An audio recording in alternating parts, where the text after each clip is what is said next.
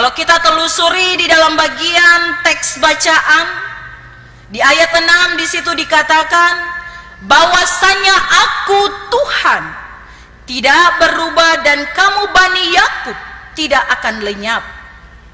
Sejak zaman nenek moyangmu kamu telah menyimpang dari ketetapanku dan tidak memeliharanya. Ternyata sepanjang perjalanan kehidupan mereka, sekalipun mereka adalah bangsa pilihan Allah, firman Tuhan sudah jelas mengatakan kepada mereka bahwa mereka sejak zaman nenek moyang kamu telah menyimpang dari ketetapan Allah. Hukum Taurat yang telah diberitakan kepada mereka, mereka melakukan. Tetapi ada poin-poin tertentu yang sering mereka abaikan. Dan inilah perintah agar supaya kehidupan mereka berubah. Agar supaya apa yang mereka jalani sebagai orang yang percaya kepada Allah, sebagaimana Allah telah memberkati hidup mereka, mereka juga harus mentaati apa yang Tuhan kehendaki. Namun ketika di dalam proses kehidupan mereka, mereka juga sering bertanya, bolehkah kami manusia menipu Allah? Namun kamu menipu aku, tetapi kamu berkata, dengan cara bagaimana kami menipu engkau? Tetapi firman Tuhan sangat jelas mengatakan mengenai persembahan, persepuluhan dan persembahan khusus. Mereka sering melakukan ibadah. Mereka sering melakukan apa yang dikehendaki oleh Tuhan sesuai dengan aturan-aturan yang ada. Tetapi ada yang mereka lalaikan, yakni persembahan, persepuluhan dan persembahan khusus. Persekutuan kehidupan keluarga Tuhan yang diberkati dan dikasih oleh Tuhan Yesus Kristus. Dan ternyata memang benar, mereka mengalami di dalam sepanjang kehidupan mereka, sekalipun mereka menjalani keseharian mereka dengan hidup baik-baik, tetapi mereka sering ada di dalam kekurangan. Mereka sering mengalami hidup yang mau dikatakan naik tetapi tidak naik. Mereka hidup biasa-biasa saja. Mereka beribadah kepada Tuhan seperti yang dilakukan oleh mungkin kita saat ini. Rajin pergi beribadah, rajin membaca Alkitab, rajin melakukan segala sesuatu. Tetapi yang dilihat oleh Allah tidak sesuai dengan apa yang dipikirkan oleh kita manusia. Dan ini yang menjadi peringatan. Dan ini yang mau disampaikan Maliaki kepada mereka. Kamu sudah jauh di hadapan Allah. Kamu tidak memberi apa yang menjadi haknya Tuhan. Bapak Ibu yang diberkati dan dikasih oleh Tuhan, Dia ingin menyampaikan kepada bangsa Israel dan mengingatkan bahwa hidupmu ada sampai saat ini karena kasih Tuhan. Bagaimana perjalanan kehidupan mereka keluar dari padang gurun, bagaimana mereka dituntun dari perbudakan, keluar dari perbudakan dan berjalan di dalam padang gurun. Allah selalu melihat kehidupan mereka. Allah selalu memperhatikan mereka sekalipun mereka sering menyakiti hati Allah, sering membuat Allah tersakiti, tetapi berkali-kali juga Allah menuntun dan memimpin hidup mereka. Namun apa yang mereka berikan kepada Tuhan, tidak semua mereka lakukan. Persekutuan kehidupan keluarga yang diberkati dan dikasih Tuhan. Sehingga di dalam ayat 7 selanjutnya dikatakan, kembalilah kepadaku maka aku akan kembali kepadaku, firman Tuhan semesta alam. Allah menyampaikan kepada mereka agar supaya hidupmu diubah, agar supaya kamu memperoleh berkat. Ingatlah kepada sang pemberi berkat, yaitu Tuhan. Bagaimana mereka diberikan semua apa yang mereka butuhkan, bagaimana Allah menjamin setiap hidup mereka, bagaimana Allah menuntun kehidupan mereka dengan kasih setia Allah. Allah ingin agar supaya mereka dipulihkan. Dan ternyata apa yang terjadi seperti yang tadi saya katakan di dalam ayatnya yang ke-8, bolehkah manusia menipu Allah? Memang kamu tidak menipu, tetapi kamu membuat sesuatu hal yang menyakiti hati Allah. Saya sudah memberikan yang terbaik, tapi apa yang kamu berikan kepadaku? Ketika berkat-berkat Allah terjadi di dalam kehidupan mereka, mereka lupa bahwa apa yang menjadi hak milik mereka, mereka harus persembahkan kepada Tuhan. Nah, itulah yang menjadi kritikan, teguran, dan Malayaki ingin menyampaikan kepada mereka dan mengingatkan kepada mereka bahwa kalian sudah lupa. Kalian tidak melakukan, memberikan persembahan, memberikan persepuluhan kepada Tuhan, karena itu adalah hak miliknya Allah. Dan di dalam ayat 10 sebagai nats pembimbing dikatakan di sana, bawalah seluruh persembahan persepuluhan itu ke dalam rumah perbendaharaan, supaya ada persediaan makanan di rumahku. Kenapa hal itu terjadi, Bapak Ibu? Ternyata Malayaki melihat ketika mereka tidak memberi persepuluhan, mereka tidak memberi persembahan khusus, yang terjadi adalah perbendaharaan, keuangan mereka tidak sesuai dengan apa yang diharapkan. Makanan minuman untuk para Lewi pun tidak mencukupi. Dan pada akhirnya, kalau kita tidak terpenuhi, apakah pelayanan mereka akan baik? Tentu tidak. Dan inilah yang menjadi kritisi Malayaki kepada mereka. Sesuai dengan ucapan ilahi, mereka harus melakukan apa yang Tuhan kehendaki. Dan selanjutnya di situ dikatakan, ujilah aku. Ujilah aku, firman Tuhan semesta alam, apakah aku tidak membukakan bagimu tingkap-tingkap langit?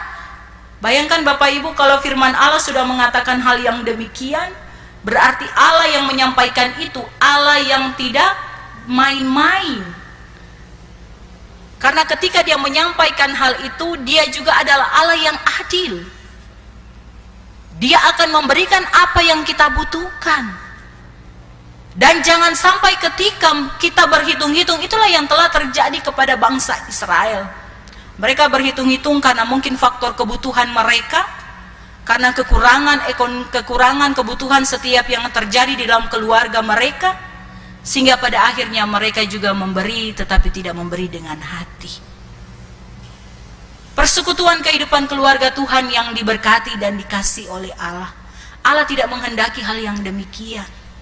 Allah ingin agar supaya kita memberi apa yang patut kita berikan kepada Tuhan, karena itu hak miliknya Allah.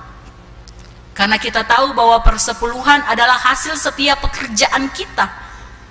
Seluruh hasil pekerjaan selama perjalanan kehidupan kita, kalau dikatakan sepanjang tahun ini atau di kehidupan kita sehari-hari, perpuluhan itu adalah hasil upah kita. Upah kita sepanjang pekerjaan kita, 1 bulan lamanya.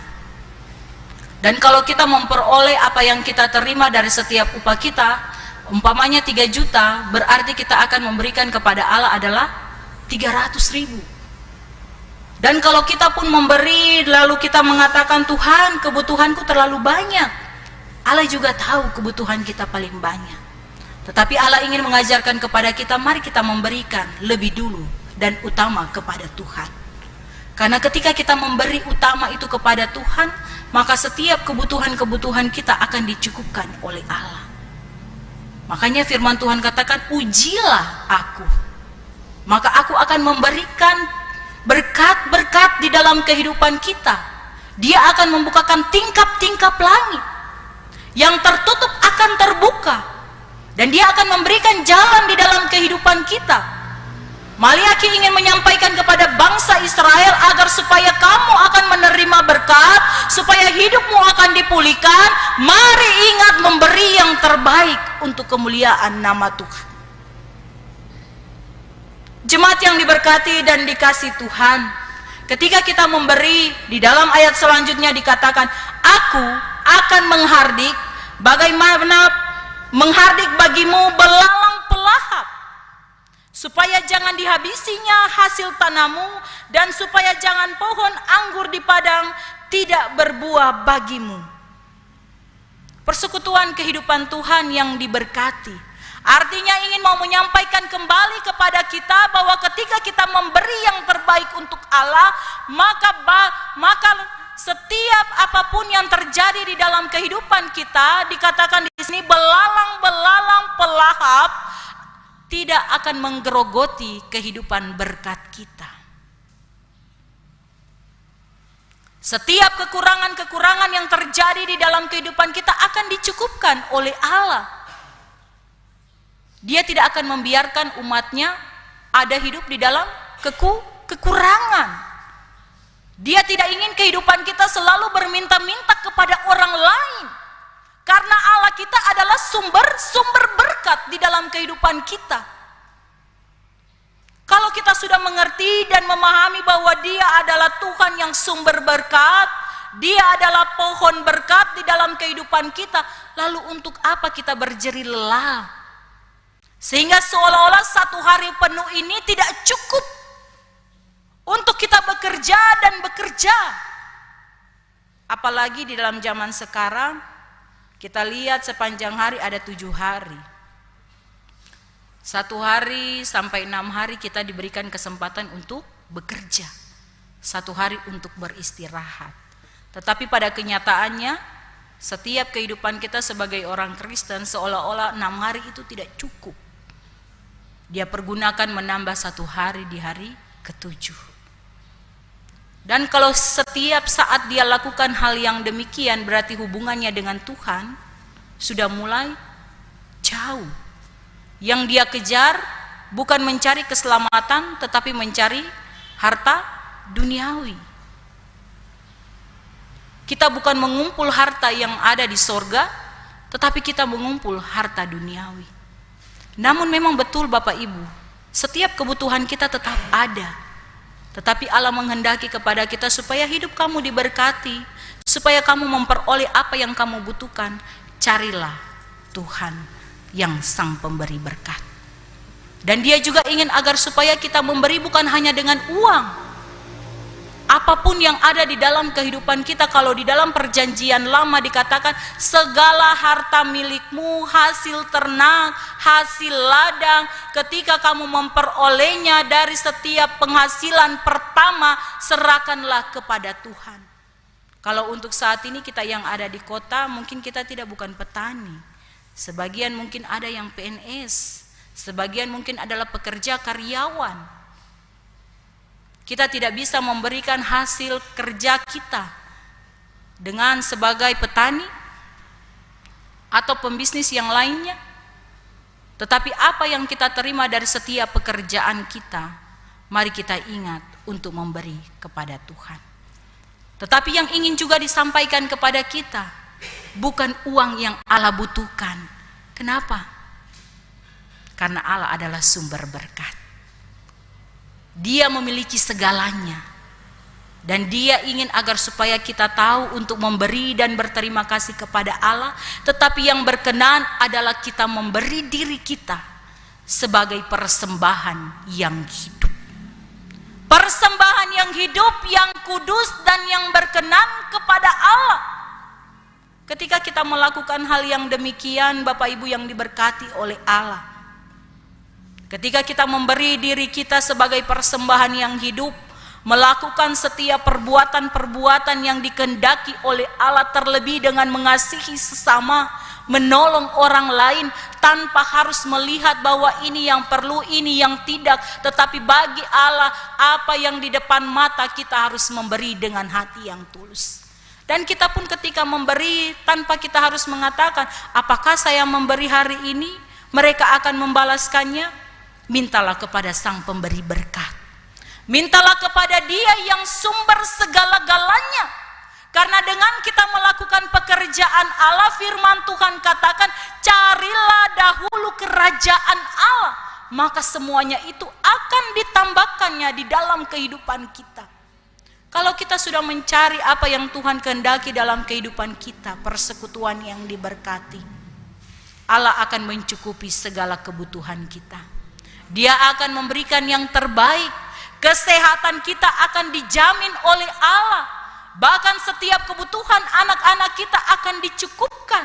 Semua persoalan-persoalan terjadi dalam keluarga rumah tangga kita akan dibukakan jalan. Dan dia tidak akan membiarkan hidup kita tersesat. Tetapi dengan kasih setia Tuhan, dia akan terus menuntun dan memberkati. Bapak Ibu yang diberkati dan dikasih Tuhan, bagian bacaan firman Tuhan ini, Maleakhi ingin mengingatkan kepada bangsa Israel, kamu sudah menerima apa yang kamu peroleh.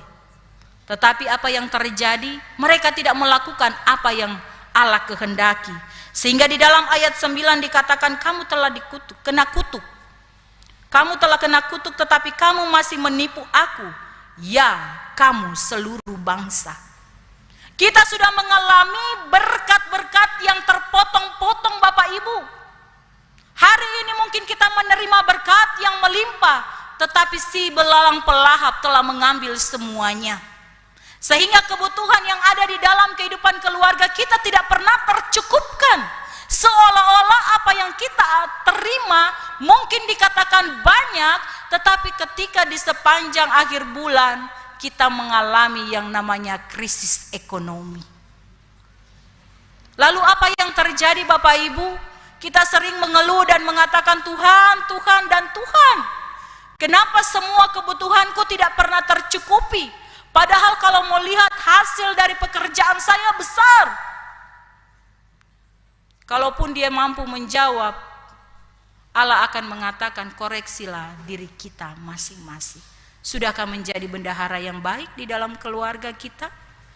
Sebagai pribadi masing-masing? Kalau kita sudah melakukan hal yang demikian, Bapak Ibu yang diberkati oleh Tuhan, firman Tuhan sangat jelas, ujilah aku, maka aku akan memberikan berkat-berkat. Dia akan membukakan tingkap-tingkap langit untuk mencurahkan berkat di tengah kehidupan kita.